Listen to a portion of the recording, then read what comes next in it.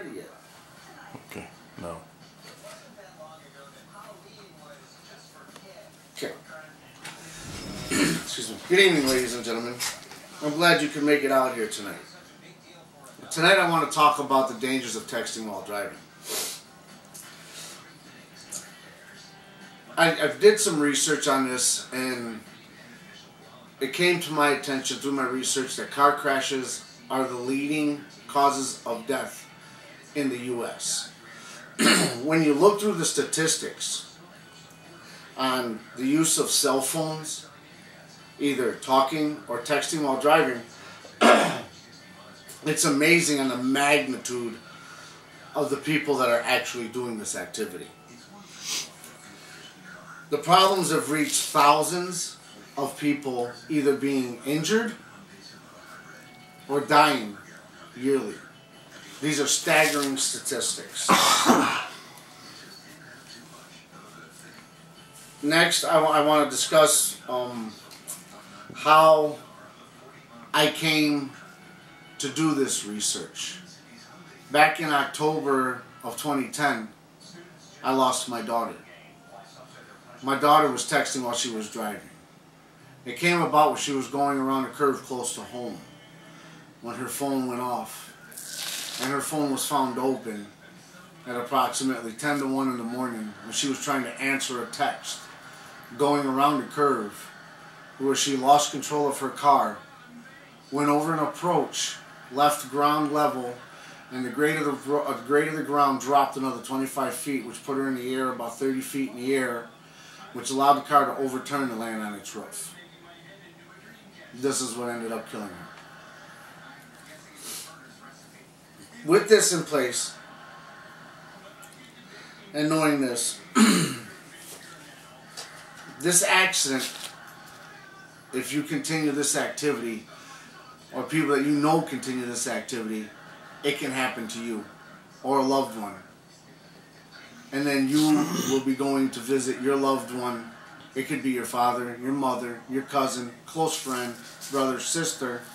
It could quite possibly be yourself to either be quite seriously injured or even possibly die. And in the latter of the case, where if you would die, you would end up going to visit your loved one in the same manner that my family and myself do on holidays on her birthday. We go to the cemetery. We no longer get to see her. I would like to discuss with you the dangers of texting while driving and what happens when you divert your attention off of the road.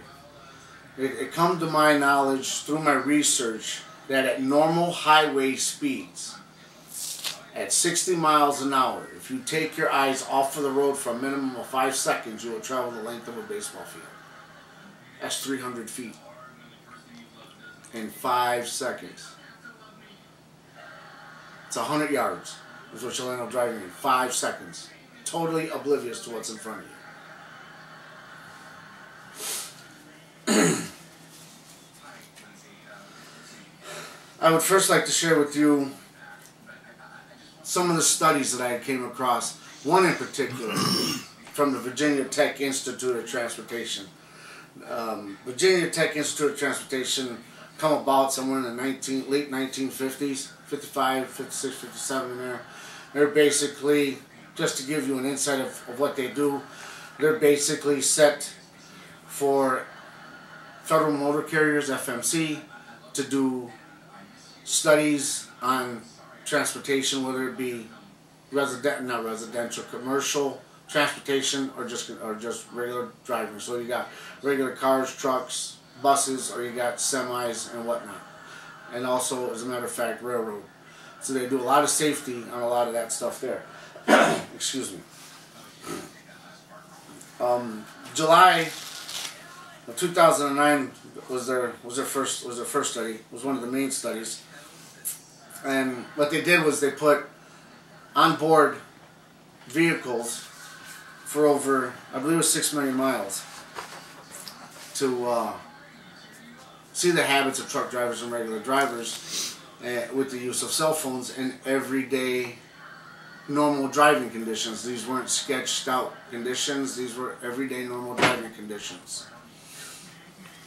They wanted to get it so they would be able to have a better understanding of what would actually take place when a person did pick up the cell phone. And it wasn't just to pick up the cell phone. It wasn't just cell phone. It was distracted driving, period. Whether it be smoking, changing the radios, talking on the cell phone, texting on the cell phone. The study covered all of that. It wasn't just biased to texting or talking on a cell phone. It covered distracted driving 100%. Like I said, changing your radio, that's distracted driving. Smoking a cigarette, that's distracted driving. When you go to ASH, you're taking your eyes off the road. When you go to change your radio, you're taking your eyes off the road. Whatever caused you to take your eyes off the road is considered distracted driving. Okay? This institute, as I just stated, it included light driver's manuals and manual operations. Here is, let me see here, I got a little messed up here. Yeah, I did mess up. Okay. Here's what they come to find. Your chances of getting into an accident increase 4 times that of a person that has a 0.08 alcohol blood level content. They're actually saying that texting while driving is worse than driving intoxicated at the legal limit. Not anything more, but at the legal limit. That 0.08. They're saying that's what's happening. They're also stating that the ages of 18 to 24, 50% of the children 18 to 24 are actually doing this texting while driving, knowing the dangers associated with it. Whereas people from the ages of 26 to 45, there's only 22%. Still a big number. There's still 22% of the adults are still doing what they're trying to tell their kids not to do. Okay. They're saying individuals that are involved in this are 23% more likely to either meet serious injury or death. And this is all from that one study. They're also saying the studies, the dangers that and the dangers that are associated with it, almost 80% of the accidents are caused by distraction of driving.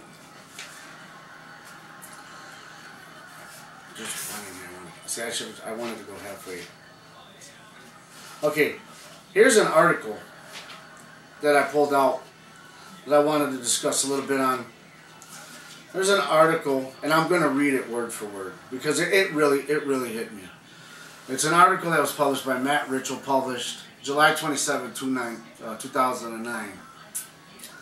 Okay, there were some clear differences between researchers, but in the end, they had all agreed on the topic of texting while driving. That this activity created a far greater hazard than any one other distraction while behind the wheel of a motor vehicle. Researchers focused on distracted driving disagree about whether to place greater value on the results of such a so-called naturalistic study or laboratory studies, which allow the scientists to recreate conditions and measure individual drivers against themselves. In other words, they're saying one driver might have it better off than the next driver. This is where I'm going with this one. But in the case of texting, laboratory and real-world researchers say that the results are significant. From both scientific methodologies, texting represents a much greater risk to drivers than other distractions. Okay, there was also, in that same article, there was also an interview with a guy. And again, I want to read this word for word because this guy here absolutely admitted to it while he's driving. His name is Mr. Robert Smith. He's 22 years old. Okay, he's a recent college graduate in Windham, Massachusetts. He says he regularly texts and drives even though he recognizes that it is a serious risk. He would rather text, he said, than take the time on a phone call. I put the phone on top of the steering wheel and text with both thumbs, he said, adding that he often has exchanges of 10 messages or more. Sometimes I'll look up and realize there's a car sitting there and swerve around it. I'm pretty sure that someday it's going to come back and bite me. I'm sure of it. And yet he still does it. This is a guy that's admitting that he's doing it. And this is where we're at. We all know the dangers associated with it. Me in particularly. Because of what happened to my daughter. This is what's prompted me to get my message out. I want to go back here and come to my conclusion. It's plain to see that cell phones, one, have no place in the car. I'm not saying don't take them.